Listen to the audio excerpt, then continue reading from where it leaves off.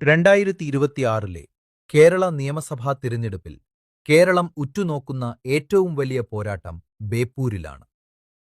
മുഖ്യമന്ത്രിയുടെ മരുമകൻ മന്ത്രി പി.എ. മുഹമ്മദ് റിയാസിനെ നേരിടാൻ പി.വി. അൻവർ നേരിട്ട് അംഗത്തിനിറങ്ങുന്നു.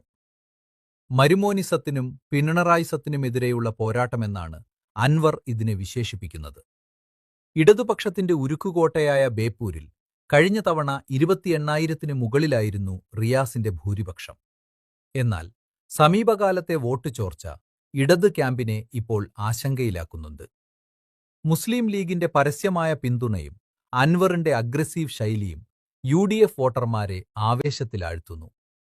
ബേപ്പൂർ കാറ്റുകൊള്ളൊള്ളാനിറങ്ങിയതാണ് എന്ന സോഷ്യൽ മീഡിയ ക്യാമ്പയിൻ ഇതിനോടകം ഹിറ്റായി കഴിഞ്ഞു. റിയാസിന്റെ വികസനമോ അതോ അൻവറിന്റെ രാഷ്ട്രീയ നീക്കങ്ങളോ?